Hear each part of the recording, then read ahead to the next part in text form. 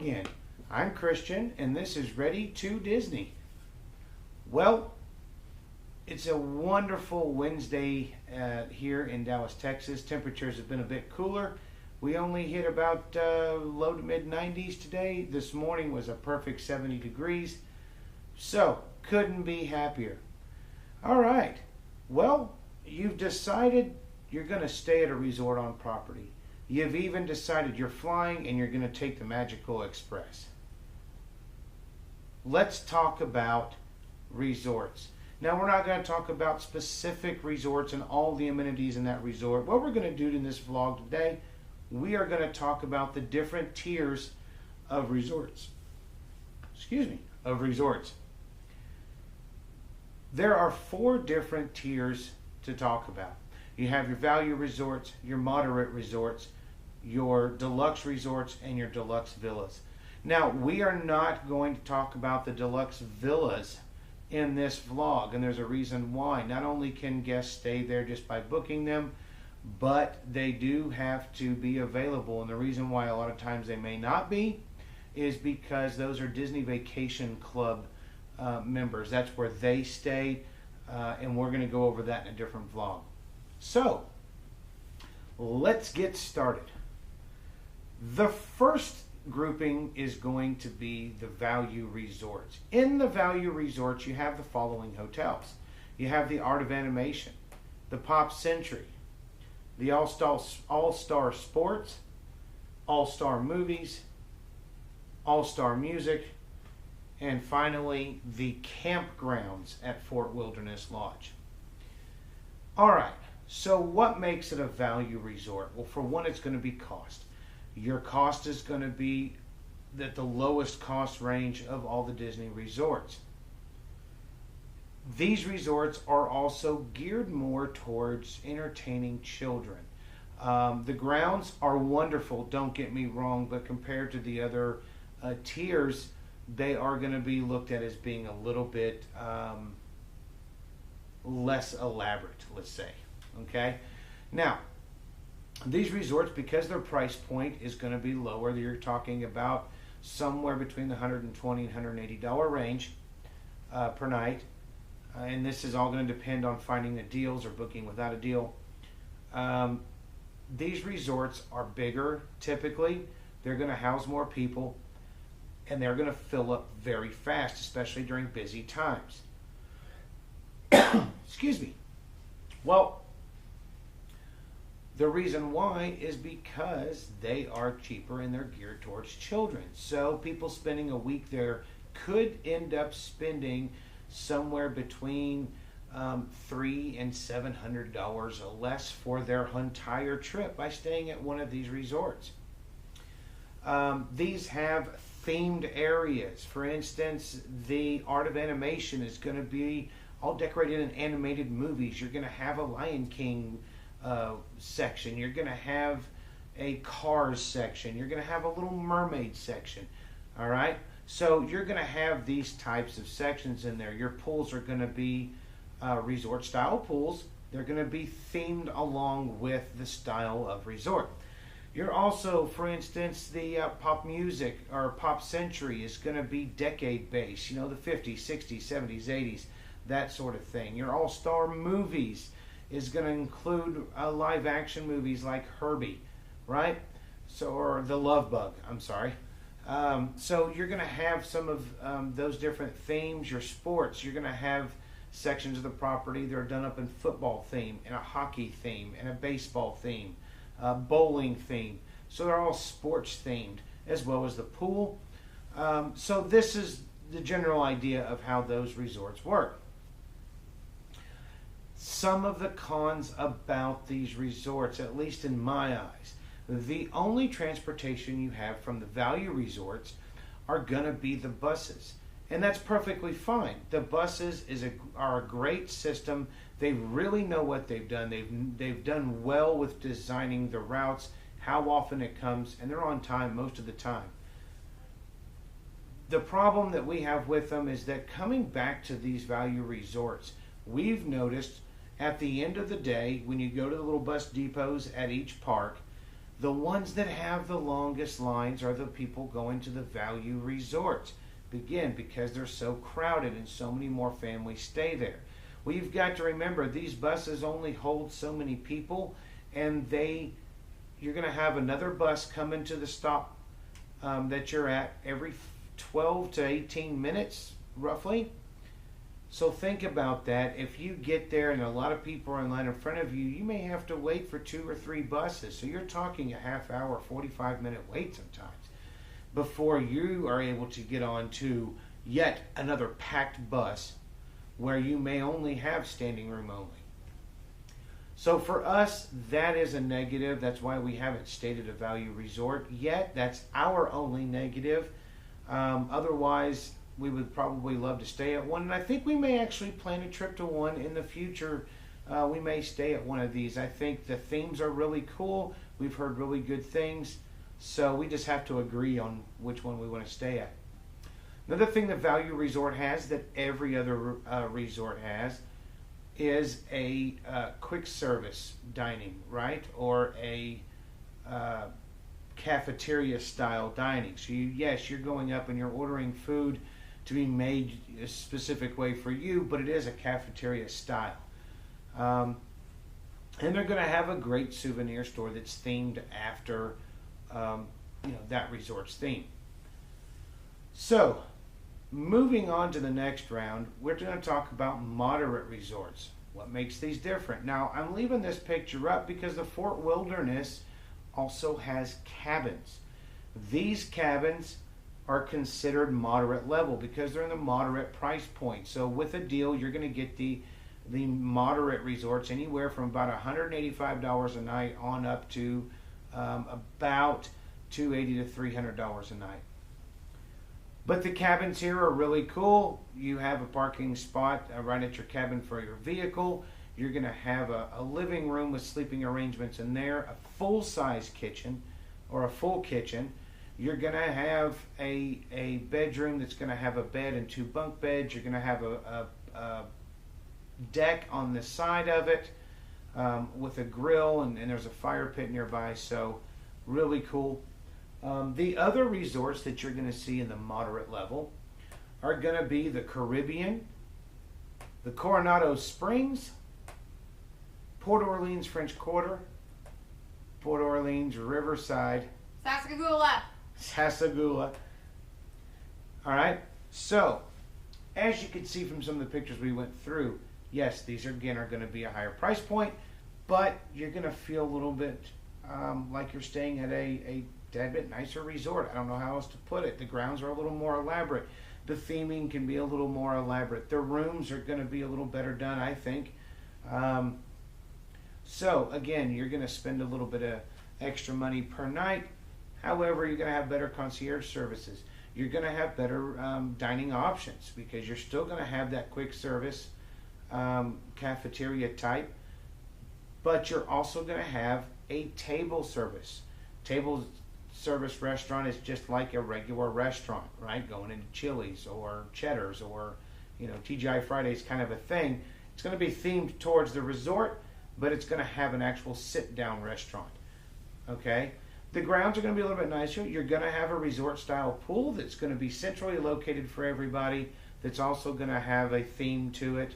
Typically, they're going to have a water slide, something like that involved as well. However, at some of these moderate levels, you're also going to have other pools that a grouping of a couple different buildings are going to have access to, or anybody has access to, but they're not going to be as loud or as crowded because they're for that little area.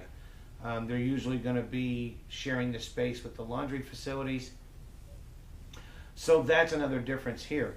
Also, the moderates are going to be a little more located towards a park or Disney Springs, right? So they're going to be a little bit closer to some of these parks. And that makes a difference both at the beginning and the end of the day. Your travel is going to be a lot less time. Also, your travel is going to be quite a bit less crowded because these resorts aren't going to hold as many people as the other ones, mainly due to the price point and the theming. The other thing that two of these resorts have is, aside from the bus service, your Port Orleans French Quarter and your Port Orleans Riverside are going to have boat transportation to Disney Springs, as long as it's not raining. If you stay at one of these resorts, I highly recommend, when you go to Disney Springs, at least one direction, try to jump on the friendship boat there. Try to jump on there and take the little ferry back to your resort. It's really a cool ride. Day or night, we prefer the nighttime ride, but you get to see some pretty neat stuff along there. It's a very peaceful ride. So that's going to be your moderate level resorts. The other thing I wanted to mention that I didn't bring up with the value resorts is that starting in 2018, this year, Disney has decided to have the resorts charge for overnight parking. So if you drove to Disney World, you are going to pay for overnight parking of your vehicle. Believe that the value resorts are about 16 or 17 a night. Your moderate resorts are going to be $19 or $20 a night. Our next section, which is going to be the deluxe resorts, those are $23 or $24 a night. Okay, so it's the same as parking at the parks for the day, but you don't have to drive your car to the parks. You take the transportation. So just keep that in mind when you're booking, whatever the rack rate is, whatever your final is. If you are driving at the end of your stay as part of your itemized bill, you are going to have the parking fees on there. So next up is our deluxe. Boy, there's a lot of them, and these are really, really, really cool. You are going to have a much higher price point. These are going to start at about the $350 range for on a deal, all the way up to $450 to $550 a night, depending on which deluxe resort you're staying at and the deal that you're getting with it. However, boy, are these cool. So this one is the Animal Kingdom Lodge. One thing I will mention about this one is that it is extremely close, obviously, to Animal Kingdom. And if you pay a little bit extra each night, you are going to get a room with a Savannah view, which means you have the possibility of waking up in the morning, stepping out on your balcony with that cup of coffee, and boom, you're face to face with a giraffe. So that's pretty cool. The next thing you have is the Beach Club. You have the Boardwalk, the Contemporary Resort, the Grand Floridian, the Polynesian, the Wilderness Lodge, and the Yacht Club.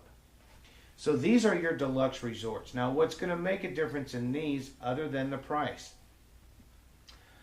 You're going to have your quick service restaurant that is going to, okay, you're going to have, so you're going to have a few of these quick service, counter service restaurants. Typically, you're going to have several of them. Boardwalk has a handful of them. Some of the other ones have a handful of them. They're going to have a little bit nicer bar areas. Anything in the moderate or deluxe is going to have its own bar. Some of them have more than one bar. So that's something to take into account. You're also going to have your table dining, just like in the other one, just a regular restaurant that you can go in. You're still probably going to need a reservation, but you're going to sit down, order off a menu, and dine. They're also in the deluxe resorts, you are going to have what's called signature dining. These are more of a fine dining type of environment. So think of wherever you live at now, kind of the priciest restaurant, where you can't go in there wearing just shorts and flip-flops. You can't even go in wearing jeans typically. These are ones that they want you to dress up, slacks, nice polo shirt or a tie in some cases. And pantsuits, dresses, skirts, or blouses required for the ladies. They're going to have those type of restaurants in these resorts as well. For instance, you have Victoria Albert's over there at the Grand Floridian. Every few years, my father and his wife Kathy like to stay there, and they will eat at that restaurant. You got the California Grill up on the roof of the Contemporary Resort. So that's another difference you're going to have with the deluxe resorts. Here's another one. Your transportation options to get to the parks, way different. You could still take a bus to any of the parks. But some of these, for instance, the Wilderness Lodge has a boat that's going to take you, that can take you. So you can choose to get on a bus or choose to get on a boat. Takes you out to Bay Lake, drops you off right there at the Magic Kingdom. As a matter of fact, it has its own boat slip there. So you don't have to wait in line with everybody else going to the Ticket and Transportation Center or over there by the Polynesian. You go on your own separate boat. These run every 15 to 20 minutes as well. And you're off on your way back to the Wilderness Lodge. You also have the big, what I call the big three. You're going to have the Polynesian, the Grand Floridian, and the Contemporary. These not only have the bus service, they've got monorail service, which is really cool. So you can get from the resort over to Magic Kingdom on the monorail. The Contemporary, you don't need to take the monorail. It's actually within walking distance. You can be there in about 10 minutes from front door to front gate to Magic Kingdom. But even if you're staying at the Contemporary, I would suggest take the monorail at least once. It's really cool. So anyways, those three have monorail access not only to the Magic Kingdom, but over to the Ticket and Transportation Center, where you'll hop another monorail straight into Epcot. So if you're going to either one of those parks, you never have to step foot on a bus. That's kind of neat as well. The next group of hotels, these are going to be the Yacht Club, the Beach Club, and the Boardwalk. These are considered Epcot area resorts. Why? They are right next to Epcot. There is a space between the UK Pavilion and the French Pavilion in the World Showcase portion of Epcot. You can walk down in there, and you can either walk to one of these three resorts in under 15 minutes. Or you can take the Friendship boat from right there in that little gateway, and it will take you to either one of those resorts as well. Now, the other thing that they're close to is Hollywood Studios. That's right. That's a big thing coming up. Why? Because you've got the new lands. Toy Story Land just opened this summer, and late next year, you're going to have the Star Wars Land. So these are probably going to book up fairly quickly, because you can walk to Hollywood Studios or take the Friendship bus or Friendship boat. You can also take buses from these deluxe resorts anywhere like Animal Kingdom. That's the only way to get to Animal Kingdom from any of these resorts is going to be by bus. So keep that in mind. Well, that's not true. They now have what's called the minivan. That's right. For $20 a ride, you can pack as many people into that minivan as will fit, including babies in car seats. They do have the car seats in there. They have room for strollers, everything else. But for $20 a ride, they'll take you anywhere on Disney property. So saying the bus is the only way, the bus is only the only free way that's included in your stay at the resorts. And then, of course, you have the Animal Kingdom Lodge, which is right there next to, guess what? Animal Kingdom. So, these are your different levels, your different tiers. Again, you have the value resorts. Those are the lowest price resorts. They're going to be geared more towards entertaining children. They're going to have that childlike feel to them. You've got the moderate resorts, a little more grown up. Not saying there's nothing there for kids, but of course every resort has something for kids.